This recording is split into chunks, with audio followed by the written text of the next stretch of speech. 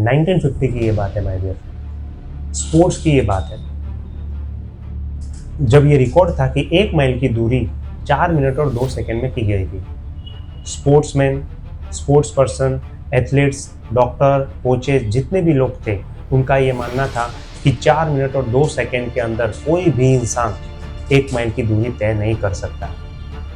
और ये सबका मानना था, और इतना भी मानना था कि अगर कोई इंसान कोशिश करता है कि 4 मिनट और 2 सेकंड के अंदर वो 1 माइल की दूरी तय करने की कोशिश भी करता है, तो उसकी बॉडी में बहुत सारे प्रॉब्लम्स हो सकते हैं। उसकी बॉडी सपोर्ट नहीं करेगी, लाइक उसके हार्ट में प्रॉब्लम हो जाएगी, उसकी लीवर में प्रॉब्लम्स हो सकती है, उसकी बॉडी प्रॉपर फंक्शन करना बंद कर सकती है। तो ये काफ़ी सारे इश्यूज उसकी बॉडी में आ सकती है अगर कोई कोशिश करता है कि 1 माइल की दूरी 4 मिनट के अंदर तय करने की कोशिश करता है। सो 1950 में ये पूरी दुनिया का मानना था। 1956 में एक बंदा आया जिसका नाम था रोजर बैनिस्टर, और उसने 3.59 सेकेंड में, यानी 3 मिनट 59 सेकेंड्स में 1 माइल की दूरी तय कर ली। यानी कि 4 मिनट का जो बहुत बड़ा वॉल था वो उसने तोड़ दिया। जो 4 मिनट का एक था कि 4 मिनट के अंदर कोई भी इंसान, कोई भी एथलीट्स, कोई भी रनर ये 1 माइल की दूरी तय नहीं कर सकता, ये जो वॉल था ना, ये उसने तोड़ दिया। उसने तय कर दी 3.59 सेकेंड में। सो उसके बाद हुआ क्या, कुछ ही महीनों में, जो सालों से इतने लोगों का मानना था, कोच का मानना था, डॉक्टर्स का मानना था, हर एक एथलीट्स का मानना था, पूरी दुनिया में ये बात फैल गई थी कि 4 मिनट की वॉल कोई तोड़ नहीं सकता। जैसे ही रोजर बैनिस्टर ने तोड़ी, उसके बाद कुछ ही महीनों में एक के बाद एक इतने रनर्स ने, किसी ने 3.58 सेकेंड में, किसी ने 3.57 सेकेंड में, किसी ने 3.56 सेकेंड्स में 1 माइल की दूरी तय कर दी। यानी कि वो 4 मिनट की वॉल थी, वो टूट गई थी मेजर। सो हुआ ऐसा कि इतने सालों से तो यही मान्यता थी कि ये 4 मिनट की वॉल कभी टूट नहीं सकती, कोई भी इंसान 1 माइल की दूरी 4 मिनट के अंदर तय नहीं कर सकता। मगर जब रोजर बैनिस्टर ने करके दिखाया, तब ऐसा हुआ कि एक कॉन्फ्रेंस बुलाई गई और सभी को बुलाया गया, डॉक्टर, एथलीट्स, रनर, दुनिया के बड़े बड़े ट्रेनर, कोचेस को बुलाया गया। और जब रोजर बैनिस्टर वहाँ सामने बैठे थे तो किसी ने बहुत अच्छा सवाल पूछा कि रोजर बैनिस्टर, ये बताइए कि ये 1 माइल की दूरी आपने 4 मिनट के अंदर तय कैसे की, जो कि पूरी दुनिया का मानना था कि ये कभी पॉसिबल ही नहीं है। अगर कोई करेगा तो उसकी बॉडी में बहुत सारे इश्यूज हो सकते हैं, बॉडी में बहुत सारी प्रॉब्लम्स आ सकती है। सो ये कैसे कर दिया, ये जो वॉल थी इसको कैसे तोड़ दिया। सो रोजर बैनिस्टर ने बहुत ही बढ़िया जवाब दिया। उन्होंने कहा कि जो ब्लॉकेज था ना, वो दुनिया में था, मेरे माइंड में नहीं था। जो वॉल थी ना, वो दुनिया में बनी थी, मेरे माइंड में बनी नहीं थी। उसने बहुत ही सिंपल सा जवाब दिया, और इसका मतलब ये होता है कि उन्होंने कभी नहीं माना कि ये 4 मिनट में हो नहीं सकता। उन्होंने हमेशा अपने आप को ये मैसेज दिया कि एवरीथिंग इज पॉसिबल। ये जो 4 मिनट में भी, ये 4 मिनट के अंदर भी ये 1 माइल की दूरी को तय किया जा सकता है।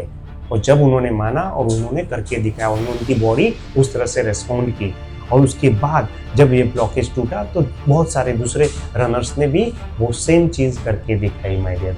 सो मोरल ऑफ द स्टोरी ये है कि जब आप किसी भी बात को मान लेते हो तो आप उसके जैसे एक्ट करना शुरू कर देते हो। अगर पूरी दुनिया ने जब कहा था कि ये जो वॉल है 4 मिनट के अंदर कोई इंसान 1 माइल की दूरी तय नहीं कर सकता, जब ये आप बात मान लेते हो, जो बहुत सारे रनर्स ने ये बात मान लिया था अपने मन ही मन में, तो और वो उसकी बॉडी उस हिसाब से रिस्पॉन्ड करना बंद कर दिया था। हर एक इंसान ने मान लिया था कि ये पॉसिबल नहीं है, और रोजर बैनिस्टर ने ये बात नहीं मानी थी। ये सेम चीज़ है माय डियर। मैं एक छोटा सा एग्जांपल के थ्रू समझाता हूँ। आपने एक बम्बल बी देखा होगा, बम्बल बी जिसको मधुमक्खी कहते हैं। अब एरोडायनेमिक लॉ के अनुसार बम्बल बी एक ऐसी मधुमक्खी है, मधुमक्खी जिसको बोलते हैं, बम्बल बी एक ऐसी मधुमक्खी है जिसके पंख का वजन उसकी बॉडी के वजन से बहुत कम है। यानी कि इसकी दूसरी तरफ से अगर मैं कहूँ तो उसकी बॉडी का वजन उसके पंख के वजन से बहुत ज़्यादा है। ओके, सो बम्बल बी अपनी बॉडी के वजन को कभी उठा के लेके जा नहीं सकती एक जगह से दूसरी जगह, और वो हमेशा आराम से उड़ती है, एक जगह से दूसरी जगह तक जाती है, मगर उसके पंख का वजन बहुत कम है, उसकी बॉडी का वजन बहुत ज़्यादा है।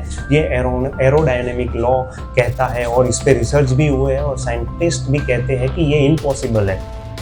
मगर आपको पता है वो बम्बल बी एक जगह से दूसरी जगह कैसे उड़ती है?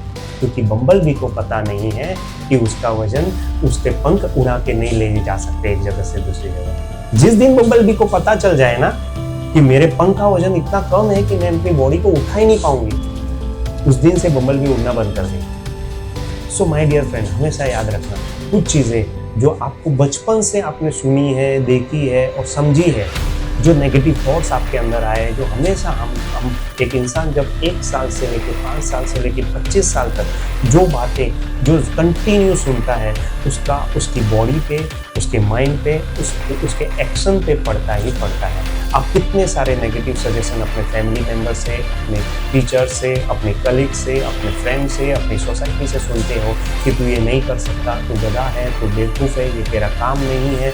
और ये नेगेटिव सुनते सुनते सुनते हमारे माइंड का एक प्रोग्रामिंग हो जाता है और हम वो चीज़ें करने में हमारा बॉडी रिस्पॉन्ड नहीं करता है। जैसे ही हम कुछ बड़ा करने जाते हैं, जैसे ही हम कुछ अनबिलीवेबल करने जाते हैं जो दुनिया के लिए पॉसिबल नहीं है, वो हम करने जाते हैं तो अंदर से एक आवाज़ आती है कि तू ये नहीं कर सकता है, ये तेरा काम नहीं है, तू गधा है, तू बेवकूफ़ है।